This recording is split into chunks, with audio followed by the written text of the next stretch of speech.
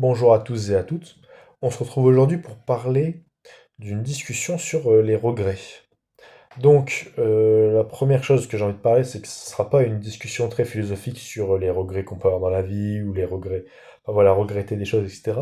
Non, mais plus comment est-ce qu'on voit les regrets, comment est-ce qu'on les envisage et comment est-ce qu'on peut les transformer en force. Donc, je vais vous faire partir, comme à chaque fois, d'un constat d'une situation que j'ai vécue. Il n'y a pas longtemps, j'ai été faire le magasin dans un grand centre commercial, dans une grande ville près de chez moi. Et en allant dans cette grande ville, je me suis dit, waouh, mais en fait, moi qui habitais à la campagne, je loupe plein de choses. Je loupe toute une vie. C'est pas un peu moi, je sors très rarement boire des verres avec mes copains. Et je me dis, est-ce que je loupe pas ma vie étudiante? Est-ce que je loupe pas plein d'expériences que je n'aurais peut-être plus l'occasion de vivre? Est-ce que moi qui aime bien les montres, je ne loupe pas plein de choses en n'allant pas plus souvent voir tel magasin, dans tel gros centre commercial, pour voir telle sortie, tester telle montre, etc.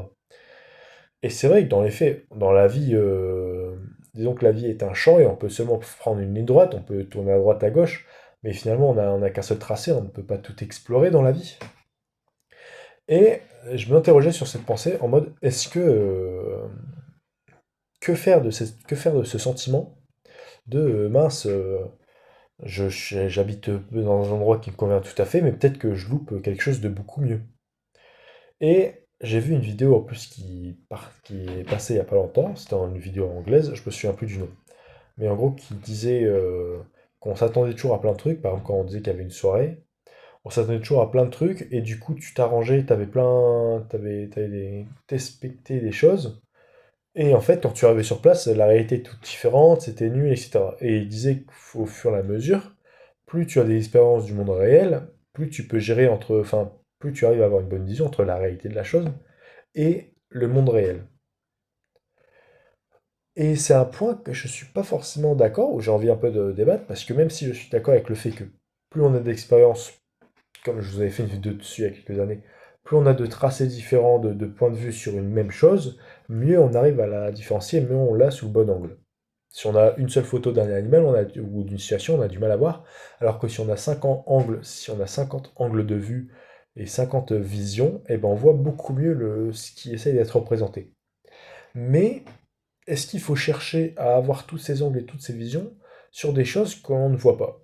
Par exemple, moi, je reste beaucoup de temps à la maison, chez moi, et je suis sûr que je loupe des soirées de fou, je loupe des festivals exceptionnels, etc. Je me suis loin de louper ma vie, parce que la vie c'est beaucoup plus que des soirées et des festivals, mais je suis sûr que je loupe des bonnes tranches de rigolade et des bons souvenirs. Et pour donner un exemple, les souvenirs les plus marquants que j'ai de ma vie, ce sont des souvenirs qui se sont faits en dehors de ma zone de confort, en dehors du quotidien. Mais à côté de ça, j'ai réfléchi et je me suis dit que ça valait pas non plus le coup de s'éloigner de sa situation. Comment expliquer ça? En gros, est-ce que je regrette de ne pas sortir tous les jours pour boire des coups? Non. Parce que je pense que les regrets, et je vais remplacer le mot la peur par les regrets, et je citais le Beth Gesserit, les regrets sont la petite mort qui mène à l'oblitération totale. Donc, pour expliquer cette première phrase, les regrets sont la petite chose, sont le début d'une avalanche qui va te faire remettre en cause toute ta vision, tous tes principes, etc. En te disant merde, j'ai loupé ma vie, voilà, j'ai tel âge, j'ai pas ça, j'ai tel âge, j'ai pas ci. Il y en a qui ont fait ça, moi j'ai rien fait de tout ça, etc. Et donc, en fait, commencer à regretter de ne pas être là à certaines situations, c'est le début d'une avalanche. Et or, il est possible justement ne pas regretter d'être là.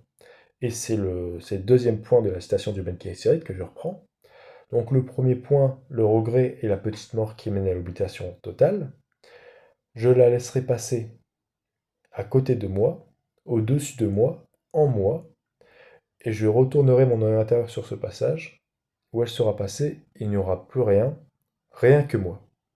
Et c'est vrai, au final, nous, ce qu'on est, moi, l'être que je suis, plus que physique, l'être mental, l'être psychologique que je suis, il a été défini par mes expériences.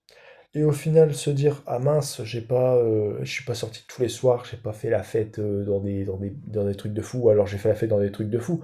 Peu importe la situation où vous êtes, si vous regrettez de ne pas être dans d'autres situations, dites-vous que dans un premier temps, l'herbe est toujours plus verte chez le voisin, et que si vous avez fait ces expériences-là, vous ne seriez pas la personne que vous êtes aujourd'hui. Moi, si je suis la personne que je suis aujourd'hui, c'est peut-être parce que je n'ai pas fait toutes ces sorties. Peut-être, ou parce que justement j'ai fait toutes ces sorties.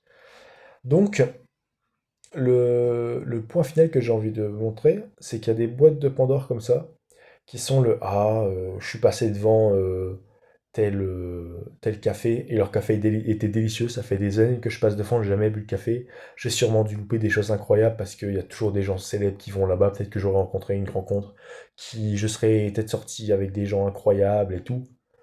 Non, à un moment, il faut arrêter, il faut se regarder dans le miroir et comprendre que ces expériences qu'on a vécues sont les meilleures.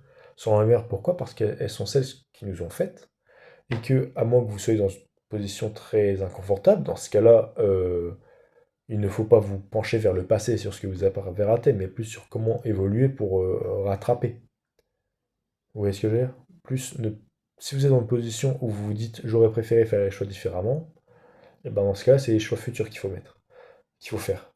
Sauf que la majorité des gens n'est pas dans la situation je regrette, j'ai fait certains choix. Non, mais c'est plus dans j'aurais aimé en faire plus. Sauf que le côté plus mène à une surconsommation d'émotions, une surconsommation d'énergie, de se dire je sors parce que si je sors pas, je vais peut-être louper un truc et tout. Or, si vous restez chez vous et si vous regardez un documentaire avec votre famille et tout, et ben dans 10 ans, vous aurez peut-être pas l'adresse du bar le plus branché, ou vous aurez pas peut-être les anecdotes d'avoir rencontré telle personne célèbre, mais vous aurez une anecdote que quelqu'un vous a dit, que votre mère vous a dit au décours de cette soirée. Donc en fait, je pense que c'est ça le problème, c'est que tout le monde essaye de se trouver la meilleure vie possible, et tout le monde essaye de suivre une ligne directrice de vie qui serait folle, alors qu'en fait, la vie qu'on a, est déjà folle de par sa faible probabilité d'apparition, et elle est encore plus folle parce que si moi demain, moi je suis né en France, je parle français, peut-être qu'il y a des gens qui habitent dans un pays qui ne parle pas la langue, qui trouvent que le français est incroyable et qui regrettent à mort de ne pas être né en France. Et du coup, eux regrettent alors que moi je m'en fiche et que je suis né en France. Et au contraire, peut-être que moi qui suis en France, je trouve des langues étrangères magnifiques et je suis trop triste parce que je ne peux pas parler ces langues étrangères.